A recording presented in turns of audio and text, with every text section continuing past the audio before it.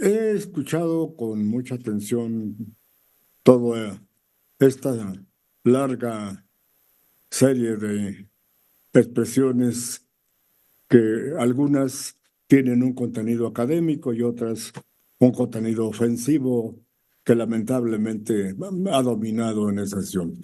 Pero yo quisiera pedir, antes de iniciar, solicitar a la presidencia una moción de ilustración, solicitar la lectura del, del quinto párrafo de la segunda fracción del artículo 107 de la Constitución. De lectura a la Secretaría. Muchas gracias. Diputado Augusto Gómez Villanueva, ¿podría repetir el artículo para moción de ilustración? Sí, es el artículo 107 de la Constitución. Artículo La segunda 107 de la fracción. Constitución. Es ¿Qué el fracción? quinto párrafo, ¿Qué fracción? la segunda fracción del artículo 107 de la Constitución. Gracias, sí, con mucho gusto. Adelante, diputada secretaria. Claro que sí, presidenta. Artículo 107, fracción segunda. Las controversias de que habla el artículo 103 de esta Constitución, con excepción de aquellas en materia electoral, se sujetarán a los procedimientos que determine la ley reglamentaria de acuerdo con las bases siguientes. Las sentencias que se pronuncien en los juicios de amparo solo se ocuparán de los quejosos que lo hubieran solicitado, limitándose a ampararlos y protegerlos si procediere en el caso especial sobre el que verse la demanda.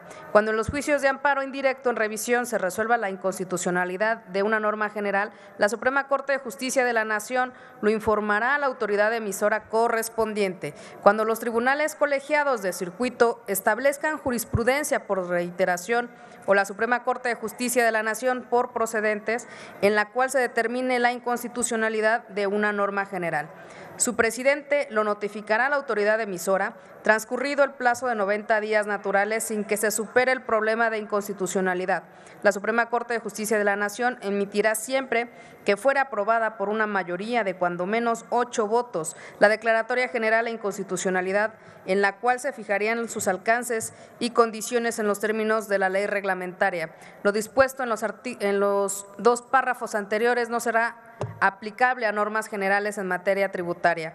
En el juicio de amparo deberá suplirse la deficiencia de los conceptos de violación o agravios de acuerdo con lo que disponga la ley reglamentaria. Cuando se reclamen actos que tengan o puedan tener como consecuencia privar de propiedad o de las posesiones y disfrute de sus tierras, aguas, pastos y montes a los ejidos o a los núcleos de población que de hecho o por derecho guarden el Estado comunal, o a los ejidatarios o comuneros, deberán recabarse de oficio todas aquellas pruebas que puedan beneficiar a las entidades o individuos mencionados y acordarse las diligencias que se estimen necesarias para precisar sus derechos agrarios, así como la naturaleza y efectos de los actos reclamados. En los juicios a los que se refiere el párrafo anterior, no procederán en perjuicio de los núcleos ejidales o comunales o de los ejidatarios o comuneros el sobrecimiento por inactividad procesal ni la caducidad de la instancia. Pero uno y otras y podrán decretarse en su beneficio.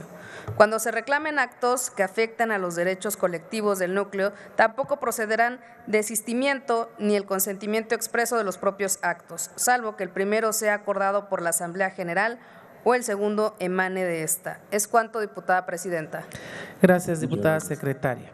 Continúe con su intervención, señor orador Augusto Gómez Villanueva. Agrego, presidenta, que la razón por la cual he invocado la lectura de este artículo es porque advierto con tristeza que muchos compañeros que se dicen de izquierda no han leído ni siquiera la Constitución y no saben que esto afecta a millones de campesinos y al mismo tiempo se agregan los damnificados del Tren Maya, los damnificados de la desaparición del Seguro Popular, los damnificados de la Segalmex, los damnificados de la desaparición de la financiera rural y los millones de damnificados que también pertenecen al gobierno de Morena.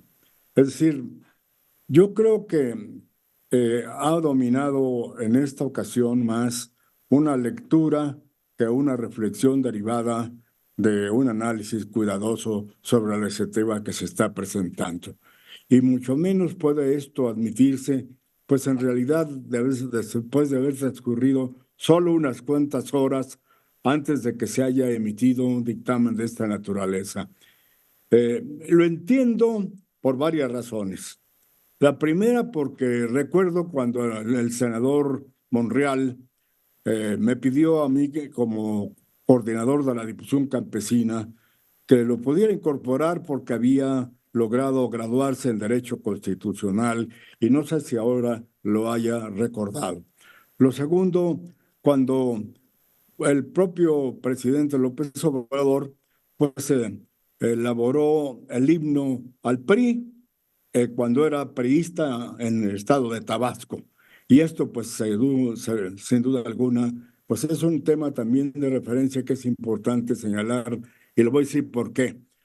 Porque cuando un presidente dice al diablo la ley o al diablo las definiciones, entonces se vuelve una reunión una discusión de esta naturaleza, pues un diálogo de sordos, porque hay desde luego una clara consigna para votar una iniciativa que lamentablemente al vapor pues ha originado que se lleve otra vez a una confrontación polarizada que sin duda alguna ya compañeras y compañeros han advertido los enormes riesgos que vivimos en este proceso electoral y sobre todo el riesgo, como dijo una compañera, que estamos en alerta roja y que esto nos vuelve un peligro porque millones de mexicanos seguramente se rebelarán frente a una actitud arbitraria y una tendencia hacia darle un golpe de Estado blando a la Constitución y al gobierno mexicano. Es decir, yo creo que este es un tema que debemos, desde luego, apuntar en la historia de México como el antecedente de haber prendido al país para llevarlo a la violencia. Muchas gracias.